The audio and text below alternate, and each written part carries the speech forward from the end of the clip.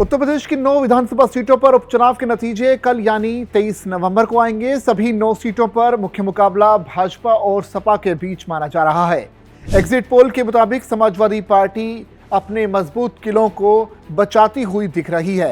हालांकि कुछ exit poll में यह दावा भी किया गया है कि समाजवादी पार्टी को नुकसान हो रहा है। कई एग्जिट पोल के मुताबिक 9 सीटों में से 6 पर बीजेपी, 1 सीट पर आरएलडी और 2 सीटों पर समाजवादी पार्टी बढ़त बनाए हुए है। वहीं नतीजों से पहले सपा चीफ अखिलेश यादव ने यूपी की 9 सीटों पर जीत का दावा किया है और बीजेपी के लिए बड़ी बात बोल दी है। कई बार हम लोगों ने देखा है कि सर्वे जो कहता है वो नहीं होता है।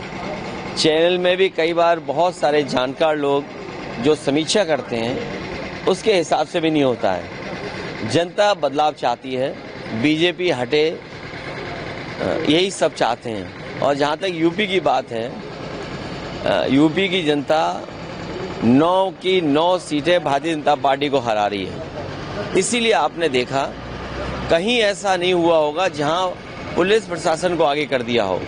आप सोचिए, लोकतंत्र में अगर पुलिस वोट डालेगी और अधिकारियों के माध्यम से दबाव बना जाएगा, फिर जनता का क्या? ये सीधे सीधे बाबा साहब भीमराव अम्बेडकर जी का जो अधिकार मिला एक वोट डालने का, उसको ही छीनना चाहते हैं। और इसलिए छीनना चाहते हैं कि सरकार में रह करके बाकी सब अधिकार भी छीन लें। सपा के मजबूत गढ़ कुंदरकी में बड़ा उलटफेर दिख रहा है। यहां भाजपा बड़ा उलटफेर कर सकती है। वहीं करहल में सपा की जीत लगभग तय मानी जा रही है। पहली बार उपचुनाव लड़ रही बसपा के लिए अच्छी खबर नहीं मिल रही। जिन 9 सीटों पर यूपी में उपचुनाव हुआ है उनमें से 4 सीटें करहल, सीसामऊ, कटहरी और कुंदरकी सपा के पास हैं, जबकि 5 पर बीजेपी गठबंधन ने जीत दर्ज की थी। इनमें अलीगढ़ की खैर, गाजियाबाद और फूलपुर सीट भाजपा जीत चुकी थी। मझवा सीट पर निषाद पार्टी और मीरापुर सीट पर रालोद ने जीत दर्ज की थी। इतना ही नहीं, एग्जिट पोल में बीजेपी को 5 सीटें तो समाजवादी पार्टी को 4 सीटें मिलती हुई दिख रही हैं।